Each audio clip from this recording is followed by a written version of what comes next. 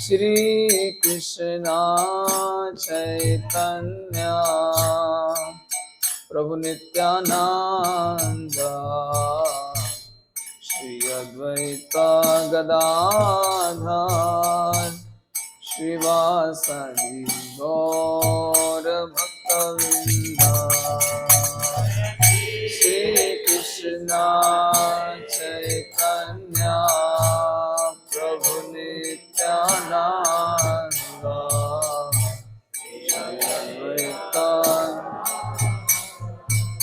श्रीवासदि गौर भक्त। हरे कृष्णा कृष्ण कृष्ण हरे हरे, हरे राम राम राम हरे हरे।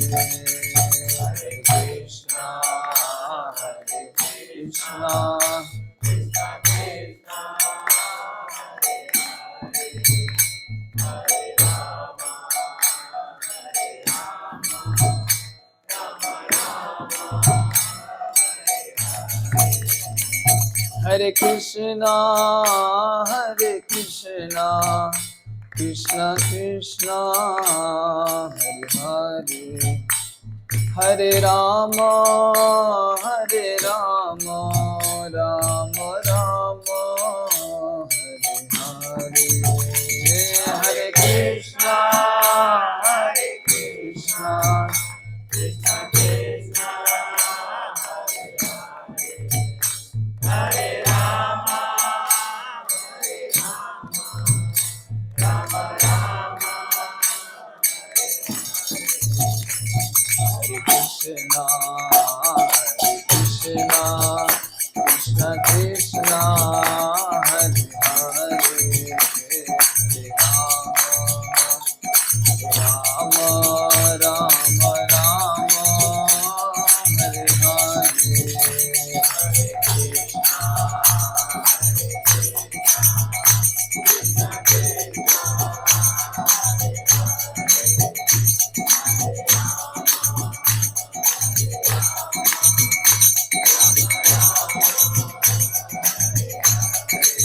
हरे कृष्णा हरे कृष्णा कृष्ण कृष्ण हरे हरे, हरे राम राम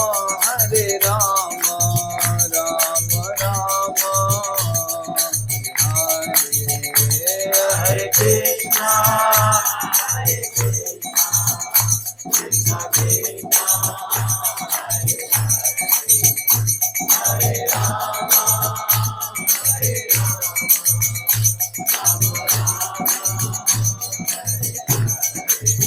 जय प्रभुपाद जय प्रभुपाद, प्रभुपाद जय प्रभुपाद, जय प्रभुपाद।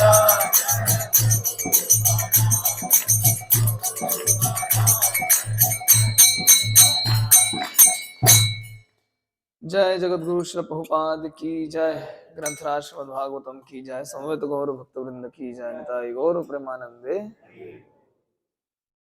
ओम अज्ञानतिमिरन्धस्य ज्ञानाञ्जनशलाकया चक्षुरुन्मिलितं येन तस्मै श्रीगुरवे नमः।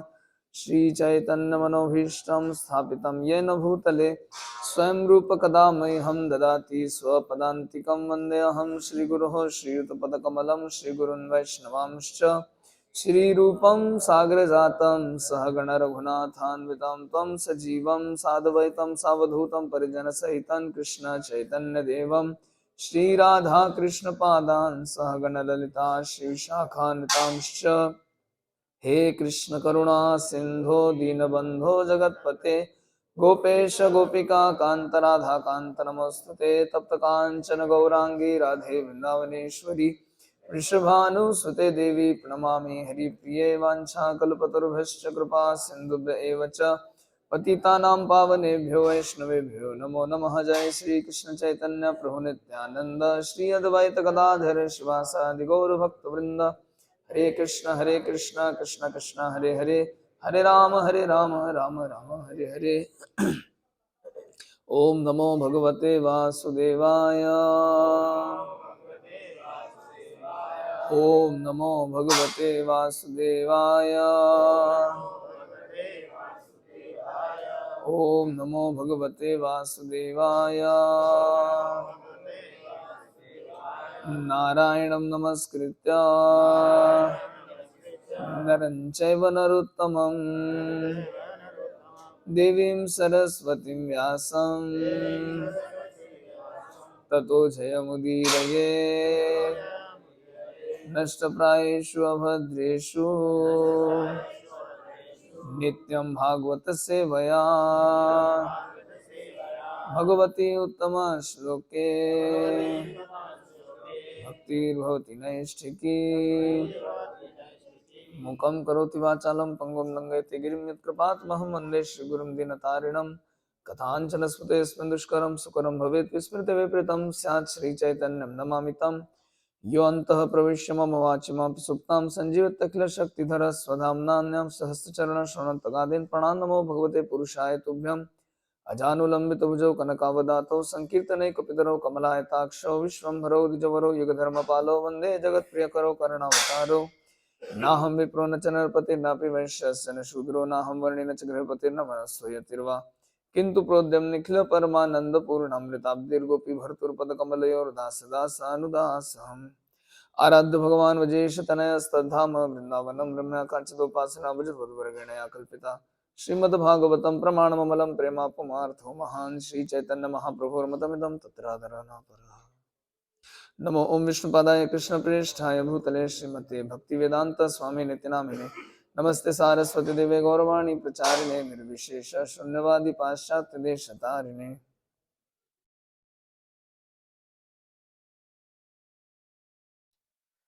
हरे कृष्णा। तो सर्वप्रथम राधापति वंशीधरी प्रभु का बहुत बहुत धन्यवाद। प्रभु जी ने यहाँ पे आमंत्रित किया, पहले भी कई बार आमंत्रित किया, लेकिन काल के प्रभाव से नहीं आ पाया। आज काल का प्रभाव कुछ पलटा है लग रहा है, तो हम लोग भागवतम पे चर्चा करेंगे। श्रीमद् भागवतम प्रथम स्कंद। प्रथम स्कंद का नाम क्या है, किसको याद है?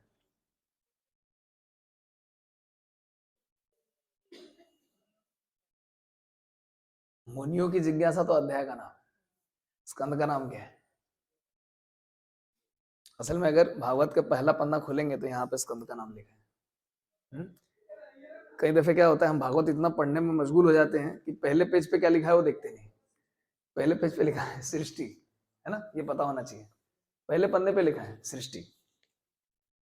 तो भागवतम में कुल मिला के 10 विषयों के ऊपर चर्चा की गई। अत्र सर्गो विसर्गश्च स्थानम पोषणमुतया मनवंतरिशानुकथा निरोध मुक्ति आश्रय।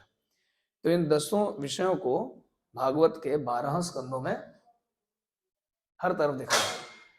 किसी किसी का कहना है, कोई कोई स्कॉलर है वो ऐसा कहते हैं कि नहीं, भागवतम के एक एक स्कंद में एक एक विषय है, लेकिन जीव गोस्वामी इसका खंडन करते हैं। जीव गोस्वामी बताते हैं, श्रील प्रभुपाद जी कोट करते हैं कि भागवतम के 12 स्कंदों में 10 विषय है। कोई एक विषय किसी एक स्कंद में ज्यादा उजागर किया गया है, ये बात ठीक है, लेकिन 10 विषय जो है वो 12 स्कंदों में फैले हुए हैं। तो ऐसा नहीं मानना चाहिए कि कोई एक विषय जो है वो एक स्कंद तक सीमित है।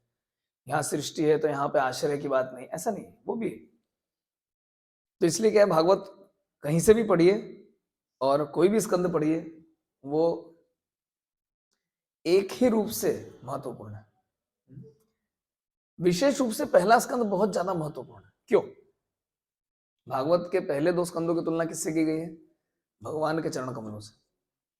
और तो और ये जो पहला स्कंद है, इसको लेकर के ही प्रभुपाद जी अमेरिका गए थे। उनको पता नहीं था वो कितने दिन रहेंगे, उनकी जीवनावधि कितनी है। गीता लिखने के पहले उन्होंने भागवत लिखा, ये भागवत का पहला स्कंद लिखा। पहला स्कंद खत्म किया, लेके निकल पड़े प्रचार के लिए।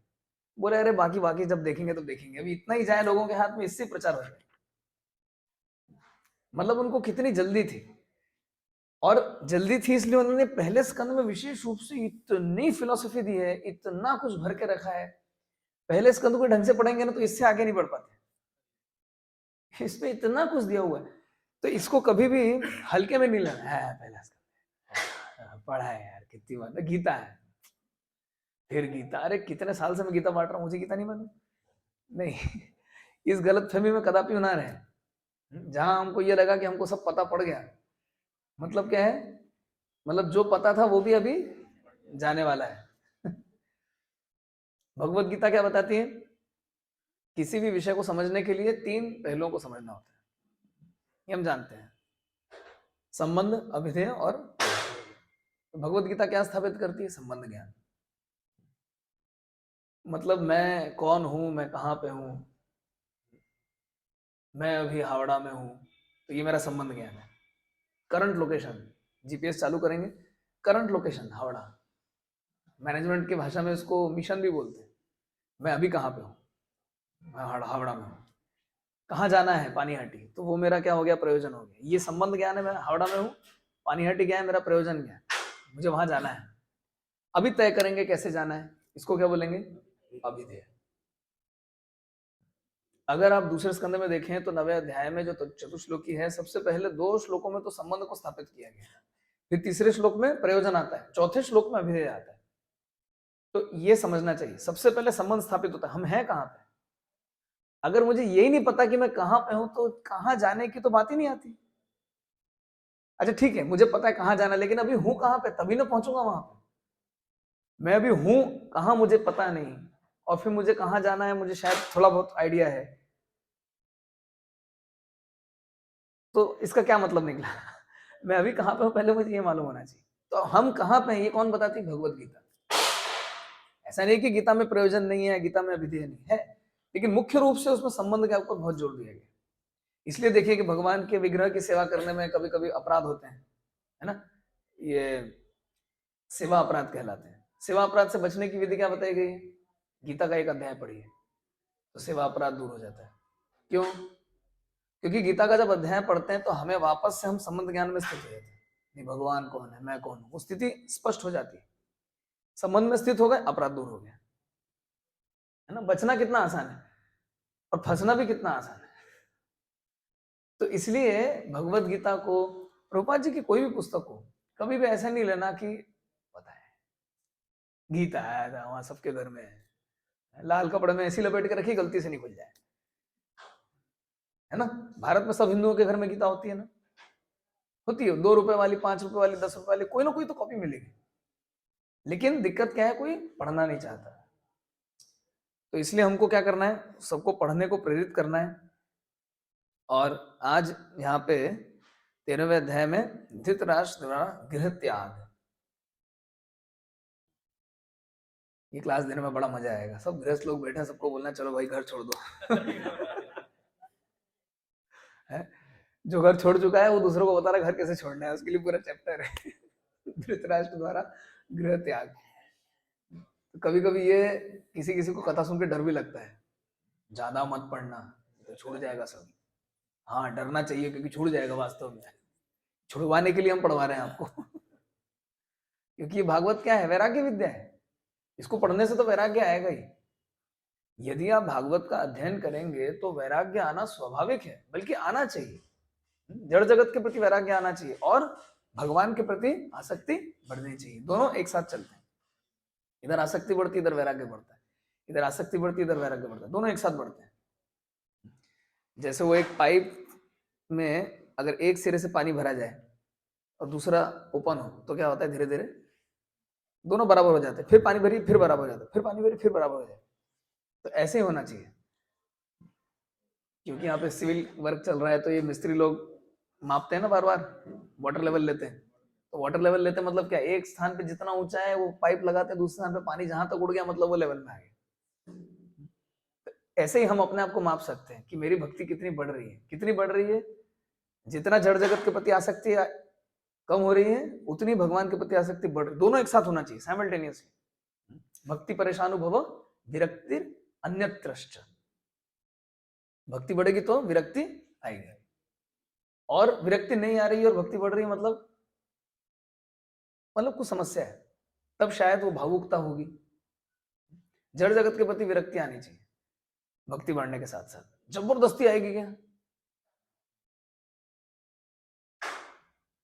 काट दो सारे बंधन, नहीं ऐसा नहीं होगा। नाखून के समान है, नाखून सफेद है, काटिए दर्द नहीं होगा, खून नहीं निकलेगा।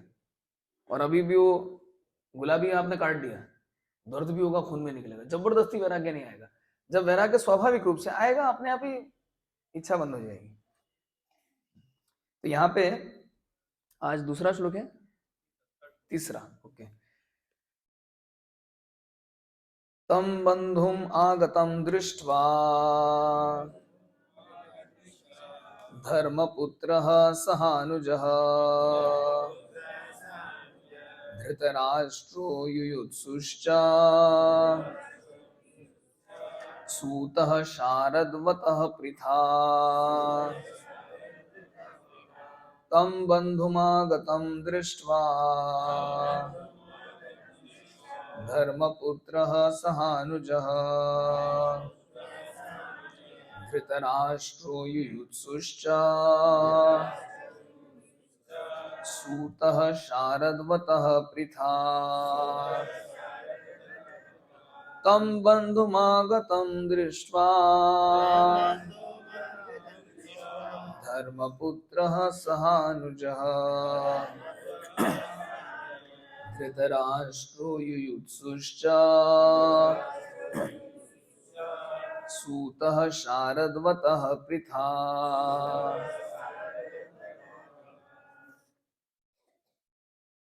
ओ 4 नंबर भी श्लोक है, ठीक है। इसको मैं एक बार पढ़ देता हूँ, फिर हम लोग शब्दार्थ में जाएंगे। गांधारी द्रौपदी ब्रह्मन् सुभद्रा चोत्तरा कृपी अन्यांश्च जामयः पांडुर्ज्ञात्यः ससुतः स्त्रियः। तो कोई रिपीट करेगा, रिपीट होता है पहला वाला, तीसरा वाला।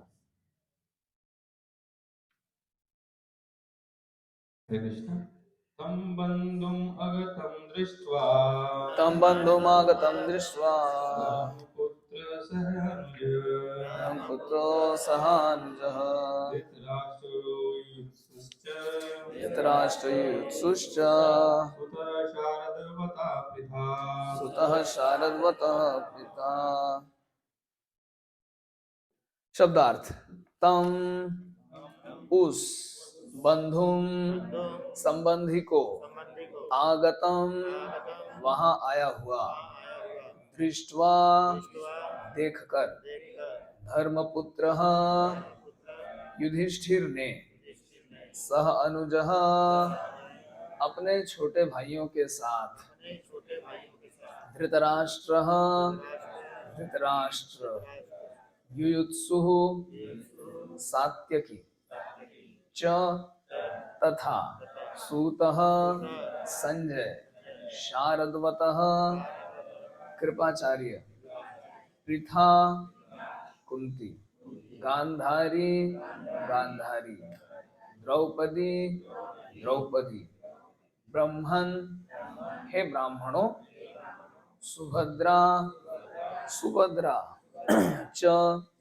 तथा, उत्तरा उत्तरा, कृपी कृपी, अन्याः अन्य लोग, च तथा, जामयः अन्य परिवार वालों की पत्नियां,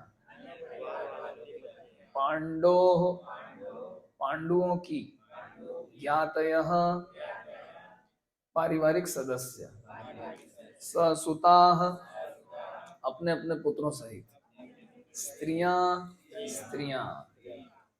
जब उन्होंने देखा कि महात्मा विदुर राजमहल लौट आए हैं, तो महाराज युधिष्ठिर, उनके छोटे भाई महाराज धृतराष्ट्र, सात्यकी, संजय, कृपाचार्य, कुंती, गांधारी, द्रौपदी, सुभद्रा, उत्तरा, कृपी, कौरवों की अन्य पत्नियां तथा अपने अपने बच्चों के साथ स्त्रियों सहित समस्त निवासी सभी अत्यंत हर्षित होकर तेजी से उनकी ओर बढ़े।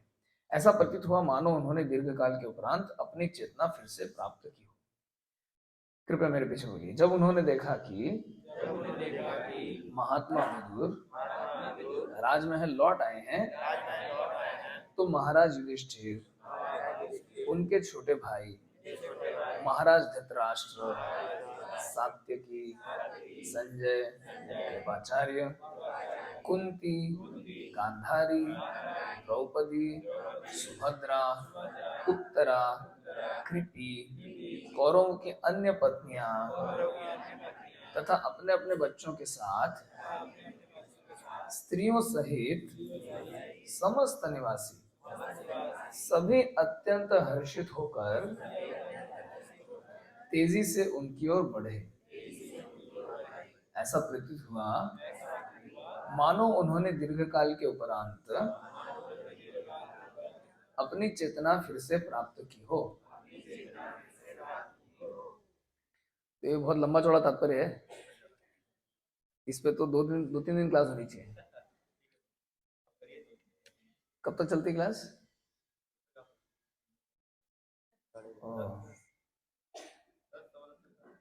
9:15 तक? इतनी देर सब लोग बर्दाश्त करेंगे क्या?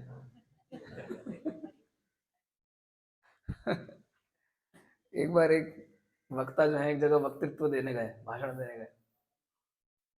देने गए और माइक मिल गया, वो शुरू हो गए।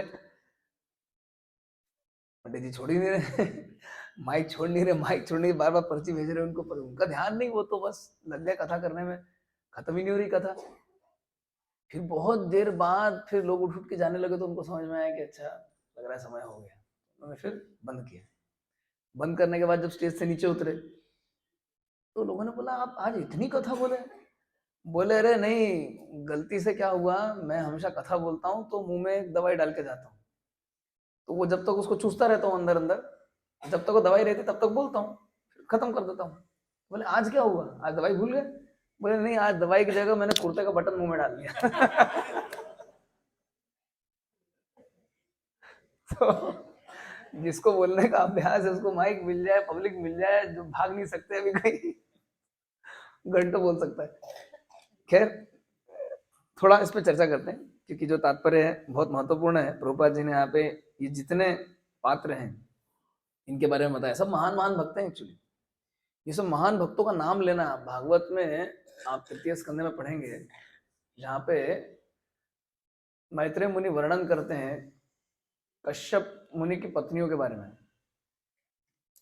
एक स्थान पे ऐसा भी बताया गया है कि इनके नाम अगर रोज सवेरे सवेरे कोई उठ के लेगा उसको बहुत पुण्य अर्जन होगा। श्रुति फल बताया गया ना कई कई स्थानों पर। जैसे प्रचेताओं के बारे में बताया गया, प्रचेत जो है भगवान के इतने महान भक्त हुए, इन्होंने इतना आपस में सहयोग करके भक्ति की कि इनका उदाहरण, इनकी केस स्टडी जो है भागवतम में दी गई। वहां पे श्रुति फल में ऐसा बताते हैं कि अगर रोज संध्या के समय कोई प्रचेतों का स्मरण करे तो उसका सब लोगों से सौहार्द बना रहेगा, मतलब सबका उसके साथ सहयोग करने का भाव बना रहेगा। तब से मैंने अपने मोबाइल में रोज अलार्म लगा लिया, जय प्रचेता। शाम को 5:30 बजे एक बार याद करो भाई, कम से कम सौहार्द बना रहेगा। सहयोग बना के रखना बड़ा कठिन है। एक हाथ की 5 उंगलियां समान नहीं है, तो 2 लोगों में मतभेद होना है बहुत बहुत स्वाभाविक है। बल्कि एक कैसे बैठे हैं ये आश्चर्य की बात है, कभी तो झगड़ा हो क्यों नहीं रहा है, ऐसा क्या हो गया इनको, क्यों बैठे इतनी देर से शांति से, क्या हो, ऐसा क्या है इनको बैठने के लिए मजबूर कर रहा है, बल्कि ऐसा देखना ये आश्चर्य है। तो भागवत में एक एक स्थान पे एक एक श्रुति फल बताया गया है। तो हम लोग तात्पर्य पढ़ते हैं।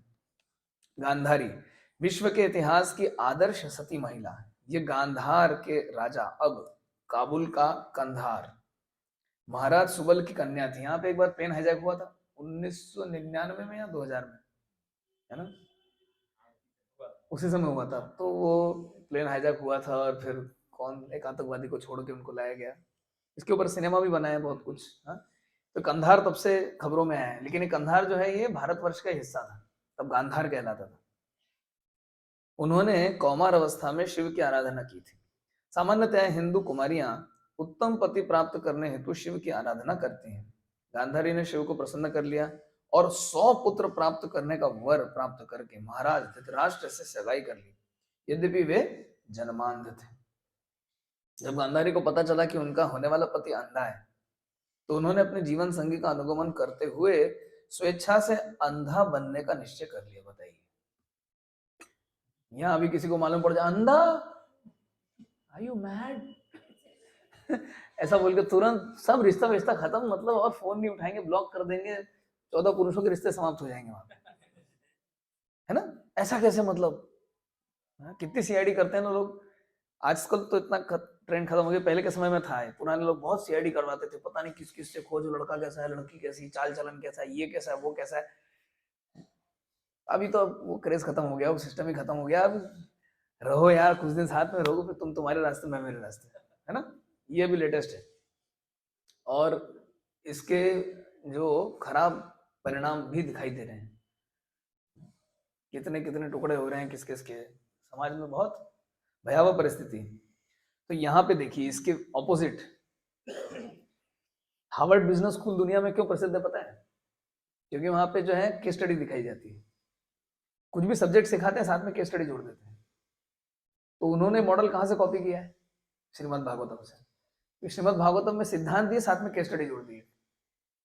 आप केस स्टडी पढ़ लो, देखो भाई ऐसा सिद्धांत है, जिसने पालन किया उसको ये फल मिला, जिसने इतना पालन किया उसको इतना फल मिला, जिसने इतना पालन किया उसको ऐसा फल मिला, जिसने आधा अधूरा पालन किया उसको आधा अधूरा कुछ मिल गया। सारी केस स्टडी है। भगवत भक्ति के लिए जितने सिद्धांत चाहिए सारे के सारे भागवत में संपूर्ण रूप से उपलब्ध है। किम्वा परेरीश्वर, और कोई पुस्तक पढ़ने की आवश्यकता भला क्या है? यदि भागवत में ही ये सारे सिद्धांत निरूपित किए गए हैं तो हमें और कोई शास्त्र पढ़ने की कोई आवश्यकता नहीं। कल भक्ति वैभव की परीक्षा थी, सवेरे सवेरे मैं मॉर्निंग प्रोग्राम पूरा छोड़ के पढ़ाई कर रहा था, क्योंकि जैसा अमूमन होता है कि परीक्षा के पहले पढ़ने की आदत है। तो परीक्षा कल सर पे आके खड़ी हो गई, और मैं भी मतलब मंदिर में सेवाएं रहती है, पढ़ने का समय नहीं मिलता, तो कल सब काम छोड़ के मंगल आरती, भगवान को प्रणाम किया, दर्शन किए, तुलसी महारानी को प्रणाम करके बस भाग आया। फिर बैठ के पूरा 4 घंटा एक टाना पढ़ाई की। उसके बाद बाहर आया तो ऐसे मुंह से ऋचाएं निकल रही थी, वैदिक ऋचाएं स्फुरित हो रही थी। ऐसा लग रहा था भागवतम का ओवरडोज हो गया है। एक दिन थोड़ा भागवत पढ़ने से इतना परिवर्तन आ जाता है, सोचिए। अगर कोई दिन प्रतिदिन भागवत पढ़ता जाए तो कितना परिवर्तन आएगा, रोज पढ़ता जाए तो कितना परिवर्तन आएगा। प्रभुपाद जी कहते हैं कि मेरे ग्रंथ जो है वो हर भद्र व्यक्ति के घर में, every gentleman should have one full set of my books, Prabhupada लिखते हैं। यानी जो जो भद्र व्यक्ति है उसके प्रभुपाद की सारी पुस्तकों का एक सेट रहेगा। तो इसको उल्टा समझते हैं, यानी जिसके यहाँ प्रभुपाद की पुस्तकों का सेट नहीं है वो क्या है? वो अभद्र है। तो अभद्र बनना अच्छा है कि भद्र बनना अच्छा है?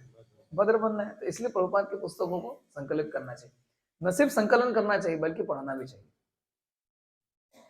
ऐसे भागवत पढ़ेंगे ना, देखिए पहली बार ऐसा हुआ 4 घंटे मोबाइल नहीं टिपा, हाथ ही नहीं लगाया, क्योंकि परीक्षा सिर पे तलवार लटक रही थी, गर्दन कटती, इसके बाद फिर से कौन पैसा देता, कौन एग्जाम में एडमिशन लेता, फिर से वही पढ़ाई कौन करता? वो ईयर बैक लगने के समान है, मतलब फिर से वो में एडमिशन लो, फिर पढ़ाई करो, फिर सारे पास करो, क्लास करो। एक दिन 4 घंटा मोबाइल नहीं दबाने से क्या असर हुआ देखिए। मतलब बहुत अच्छा गया मेरा एग्जाम्पल, क्योंकि नहीं चाहते हुए भी थोड़ा बहुत तो देख ही लेते ना मोबाइल सुबह से। अरे भाई कोई जरूरी मैसेज आया हो, कुछ कम्युनिकेशन, और कभी कभी वास्तव में रहता है कुछ कुछ जरूरी कम्युनिकेशन रहता है, सुबह सुबह ही घोषणा करनी है, कुछ इमरजेंसी मैसेज, कोई आ रहे हैं, आपने फोन ही नहीं उठाया, आपने लगे हैं। अभी वो जो आने वाले आगे खड़े हो गए, अरे तुमको मैसेज किया तुमने देखा नहीं, हे भगवान। तो कभी कभी देखना भी चाहिए, लेकिन कभी कभी ऐसा भी समय निकालना चाहिए जब एक्सक्लूसिव टाइम दे। जैसे अभी आने वाले ये 24, 25, 26 जनवरी बड़ी बड़ी दुकानों में रिटेल आउटलेट जो है अपने सारे स्टॉक क्लियरेंस सेल लगाते हैं, महा सेल, महा offer, bumper offer, exclusive offer, केवल यहीं पे उपलब्ध है। मतलब वो और कहीं उपलब्ध नहीं, मतलब और किसी को नहीं मिलेगा, और कहीं नहीं मिलेगा। तो ऐसे भगवान को एक्सक्लूसिव टाइम देना चाहिए। एक्सक्लूसिव मतलब उस समय में और किसी को टाइम नहीं देंगे। ये 2 घंटा मोबाइल को भी आराम देना चाहिए। मेरे एक पहचान के व्यक्ति ने बताया कि मोबाइल को रोज 2 घंटा बंद रखिए, मोबाइल बहुत चलेगा। तो 2018 में मैंने उनकी सीख ली, और वो मोबाइल 4 साल चला। कल्पना कीजिए, कलकत्ता का शायद पहला मोबाइल होगा जो 4 साल चला। चलता ही नहीं, 24 घंटा तो सेवा देता है बेचारा, कितने सारे काम करता है, कैसे चलेगा? उसको भी आराम की जरूरत है। तो जब उन्होंने मुझे ये सलाह दी, और मैंने जब के समय 2 घंटा मोबाइल बंद रखना चालू किया, उसकी भी लाइफ बढ़ गई और मेरी भी लाइफ बढ़ गई। ये बहुत महत्वपूर्ण है, एक्सक्लूसिव टाइम देना। यानी कि जब कथा सुन रहे हैं तो सिर्फ कथा सुने, तब जप ना करें, तब और कोई मल्टीटास्किंग ना करें।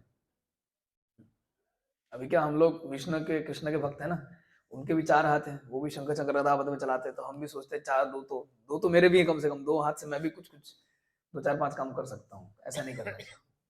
ये बहुत महत्वपूर्ण है कि हम एक्सक्लूसिव एक, हाँ, व्यवसायत्मक बुद्धि एक है कुरुनंदन, फोकस का एक पॉइंट बनाए। फोकल पॉइंट मतलब एक ही होता है, सारा ध्यान उस पर केंद्रित करें और फिर हम भक्ति का अभ्यास करें। तो गांधारी के उदाहरण पर लौटते हैं। अतएव उन्होंने अपनी आंखों में रेशम की अनेक पट्टियां बांध ली और वे अपने बड़े भाई शकुनी के मार्गदर्शन में महाराज धृतराष्ट्र के साथ ब्याह दी गई। वे अपने समय की सर्वाधिक सुंदरी कन्या थी और समान रूप से स्त्रियोचित गुणों से युक्त थी, जिससे कौरव दरबार का प्रत्येक सदस्य उनका आदर करता था। ये बहुत जरूरी है। स्त्री है, स्त्रियोचित गुण होने चाहिए, और पुरुष में पुरुष के गुण होने चाहिए, और भक्तों में भक्तों के गुण होने चाहिए, तो उसको हर जगह आदर मिलेगा। ये बहुत साल पहले का किस्सा है, शायद 20 साल पहले की बात। मैं कॉलेज में पढ़ता था, तो इंजीनियरिंग कॉलेज है भाई, लड़के लड़कियां सभी होते हैं, और कॉलेज में आके सब लोग तो घुलने मिलने लगते हैं, स्वाभाविक है भाई, दोस्ती यारी चलता ही है ये सब। तो सबकी दोस्ती थी किसी न किसी से, लेकिन हमारे क्लास में एक लड़की थी, उसकी दोस्ती किसी से नहीं थी, और वो एकदम बिल्कुल, हाँ, स्त्रियोचित आचरण जिसको बोलते हैं वो रखती थी। शुरू शुरू में सब लोग क्या ऐसी रहती है, दकिया नुसी है, बहन जी कहीं की बैठी रहती है। वो शुरू शुरू में ऐसी रहती थी वो, तो शुरू में सब मजाक उड़ाते थे उसका। लेकिन जब 3rd ईयर 4th ईयर जब सब लोग पास आउट होने लगे, तो एक दिन ऐसा होता है जहां सब लोग सबको फीडबैक देते हैं कि भाई 4 साल आपके साथ हमने कैसे गुजारे। सबसे ज्यादा पॉजिटिव फीडबैक किसी को मिला होगा तो वो उसको मिला था। अगर स्त्री स्त्रियोचित आचरण करेगी उसको सम्मान मिलेगा। यहाँ देखिए, यहाँ बताया उसको आदर मिला, क्यों? क्योंकि उसको जैसा आचरण करना चाहिए था, जैसे उससे आशा की जाती थी, वैसा आचरण उसने किया। छात्र को, स्टूडेंट को छात्र के समान ही आचरण करना चाहिए। छोटा बच्चा अगर बड़े के समान आचरण करना लगे तो कैसा लगता है? अजीब सा लगता है ना, क्या तुम बड़ों जैसी बातें कर रहे हो। और बड़ा आदमी बच्चे के समान बातें करते तो लोग फिर मजाक उड़ाते हैं, बच्चों जैसी बातें करते हैं। मतलब हम जहां जिस फेज में हम, तबे हम वहां पे उस तरह का ही यथोचित आचरण करें। सबके समान एक समान आचरण हो सकता है क्या सबके साथ? नहीं। वो गाते हैं ना, हाँ, सकले सम्मान करीते शकति देहो नाथ जथा जथा, जथा जथा। जिसके साथ जैसा आचरण करना जरूरी है उसके साथ वैसे आचरण करना पड़ेगा। सबके साथ एक समान आचरण नहीं हो सकता। इसलिए देखिए, ये जो साम्यवाद है, कम्युनिस्ट, ये तो गढ़ था।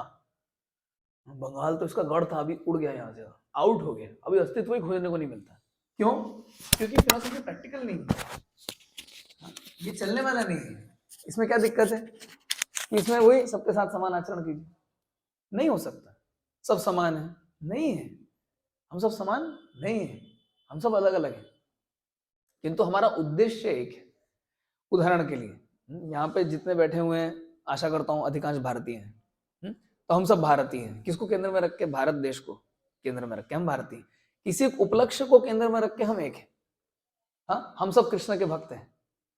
हाँ, हम सब इस्कॉन के सदस्य हैं।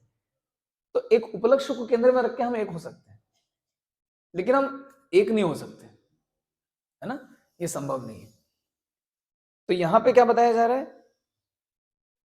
गांधारी स्त्रियोचित गुणों से युक्त थी, जिससे कौरव दरबार का प्रत्येक सदस्य उनका आदर करता था। रूपा जी भगवत गीता के एक तात्पर्य में लिखते हैं कि एक मेहतरानी, मेहतर समझते हैं जो साफ करते हैं, मेहतरानी मतलब जो साफ करती है, सड़क साफ करती है, गटर साफ करती है। तो सड़क पे चलने वाली एक मेहतरानी को भी ज्यादा सम्मान मिलता है अगर वो स्त्रियोचित आचरण करे। अरे सेम पुरुषों पे भी एप्लीकेबल है। हाँ, सब पे अपना अपना एप्लीकेबल है। जिसको जैसा आचरण, जिससे जैसी आशा की जाती है, अगर वो वैसा आचरण करे, उसको सब जगह सम्मान मिलता है। किंतु इन सब सद्गुणों के होते हुए भी, अभी देखिए, अभी एकदम उल्टी बात होगी। जहां पे किंतु आ गया ना, मतलब एकदम ऑपोजिट कुछ बोलेंगे। उनमें स्त्री सुलभ सहज दुर्बलताएं थी, और जब कुंती ने पुत्र को जन्म दिया तो वे उनके प्रति ईर्ष्या करने लगी। एक तरफ अच्छे गुण थे, एक तरफ दुर्गुण भी थे। हाँ, स्त्रियों में अच्छे गुण होते, दुर्गुण भी होते, पुरुषों में भी अच्छे गुण होते, दुर्गुण होते, सब में अच्छे गुण दुर्गुण दोनों ही होते हैं। हाँ, पूरा पैकेज आता है। आप चुन चुन के नहीं ले सकते, नहीं वो वाला दे दो तो वो वाला दे दो, वो वाला दे दो, ये वाला नहीं पसंद है यार, ये वाला है। नो, इट्स अ पैकेज, सभी आएगा। यद्यपि दोनों रानियां गर्भवती थी, किंतु प्रथम कुंती ने पुत्र को जन्म दिया। इस प्रकार गांधारी क्रुद्ध हो गई और अपने उदर पर प्रहार किया। फलस्वरूप उन्होंने मांस के एक पिंड को ही जन्म दिया। लेकिन चूंकि वे श्रील व्यास देव की भक्त थी, अतएव श्रील व्यास देव की आज्ञा से उन्होंने उस पिंड को 100 भागों में विभक्त कर दिया, और इसमें से प्रत्येक भाग धीरे धीरे बालक के रूप में विकसित हो गया। इस प्रकार 100 पुत्रों की माता बनने की उनकी मनोकामना पूरी हो गई, और वे उन सबका अपनी उच्च स्थिति के अनुसार पालन पोषण करने लगे। जब कुरुक्षेत्र युद्ध का षड्यंत्र चल रहा था, तब वे पांडवों से युद्ध किए जाने के पक्ष में नहीं थी, बल्कि उन्होंने अपने पति धृतराष्ट्र को ऐसे बंधुघाती युद्ध के लिए लांछित भी किया। देखिए, इसको बोलते हैं चरित्र की शक्ति, स्ट्रेंथ ऑफ कैरेक्टर। एक तरफ देखिए इतनी पतिव्रता है कि पहले ही पति को देखा ही नहीं, देखने के पहले ही खबर आ गई, भैया वो आंखें नहीं है उनकी, देख नहीं पाते, वहीं पे बांध ली पट्टी, अभी से प्रैक्टिस कर लेती हूँ। क्या पतिव्रता है, कितनी डेडिकेटेड, कितनी सरेंडर, क्या समर्पित है। लेकिन यहाँ पे फिर दूसरा पहलू क्या है, जब उन्होंने धर्म की ग्लानि की हुई, जहां पे धर्म के विरुद्ध आचरण किया, वहां पे जाके पकड़ लिया, ये नहीं चलेगा भाई साहब। मतलब एजी ओजी जो भी बोला, भाई साहब तो नहीं बोला होगा जो भी बोला होगा, संबोधित किया होगा, दुर्योधन के पापा कुछ तो बोला होगा ना जैसे भी संबोधित किया, लेकिन उन्होंने ये जरूर बोला कि ये नहीं चलेगा, ये आचरण वांछनीय नहीं। तो देखिए, अभी इसको सोचेगा नहीं पतिव्रता है तो बिल्कुल मतलब सती सावित्री बन करेगी तो कुछ नहीं बोलेगी, वो जो करेंगे वही ठीक है। नहीं, ऐसा नहीं है। अगर धर्म के विरुद्ध आचरण करेंगे तो वहां बोलना पड़ेगा, ऐसा नहीं चलेगा कि जो जी में आएगा वो करेंगे। प्रभुपाद जी कृष्ण भावनामृत की परिभाषा देते हैं भगवद गीता में, 18वें अध्याय के 57 नंबर श्लोक में। 1857 में मेरठ में हुई थी ना, सिपाहियों ने विद्रोह किया था, सिपाही म्यूटनी हुई थी, गदर मचाया था। एक गदर मचाने वाला श्लोक है 1857 भगवद गीता खोल के देखिए। उसमें प्रभुपाद जी परिभाषा देते हैं कृष्ण भावनामृत क्या है, व्हाट इज कृष्णा कॉन्शियसनेस, और ये भी बताते हैं what is not Krishna consciousness, Krishna भावनामृत क्या नहीं है। तो बताते हैं कि यदि कोई मन माफिक काम करे और उसका फल कृष्ण को अर्पित कर दे, वो कृष्ण भावनामृत कदापि नहीं है। कृष्ण भावनामृत क्या है, यदि कोई गुरु के निर्देशों का पालन करे और इस पुस्तक यानी भगवद गीता में लिखे हुए निर्देशों का पालन करे, और मनोभाव कैसा रखे कि भगवान ने इस कार्य विशेष को करने के लिए मुझे नियुक्त किया है, तो ये क्या है, that is perfect Krishna consciousness, यानी कि ये परिपूर्ण कृष्ण भावनामृत। इसको पढ़िएगा, श्लोक है बहुत महत्वपूर्ण है। तो उस श्लोक के अनुसार कृष्ण भावनामृत क्या नहीं है, हिम्सिकल एक्शन, मनमानी, जो जी में वो किया, फल कृष्ण को दे दिया, कहीं चोरी करी, चोरी करके लाके फल कृष्ण को दे दिया, चलो भक्ति हो गई। नहीं, ये मनमानी करेंगे तो वो भक्ति नहीं है ना। तो विम्सिकली हम कुछ भी करेंगे और फिर समझ लेंगे बस यार भगवान को दे दो ना, कहीं से भी चोरी करके लाओ, भगवान को दे दो, लगा दो। नहीं, ये प्रभुपाद जी ने ऐसा नहीं कहा है।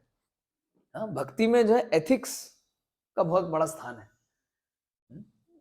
इसको हम एकदम दरवाजे के बाहर नहीं फेंक सकते, अरे छोड़ो ना यार कृष्ण के लिए, अरे जो जी मैं कर लो यार कृष्ण के लिए, तो नहीं, ऐसा नहीं। उसमें साधु गुरु का उसमें अनुमोदन होना चाहिए। साधु गुरु शास्त्र ने अनुमोदन नहीं किया, हम मन माफी कर रहे हैं, सोच रहे भक्ति है, नहीं, भगवान स्वीकार नहीं करेंगे उसको। हम कुछ भी नहीं कर सकते भक्ति के नाम पे ऐसा नहीं करना चाहिए। तो यहां पे देखिए गांधारी क्या कर रही है, जब धृतराष्ट्र धर्म से च्युत हो रहे हैं तो वे बोल रही हैं, उन्होंने लांछित किया, बल्कि उनको बदनाम, मतलब अच्छी खासी डांट लगाई होगी, छोड़ा नहीं होगा, क्षत्राणी है वो भी। वो एक झांसी की रानी को लेकर कितनी कहानियां और कितनी फिल्में और कितनी किताबें लिखी गई हैं, ये तो मतलब द्वापर युग की क्षत्राणी है। इनमें स्ट्रेंथ ऑफ कैरेक्टर, इनके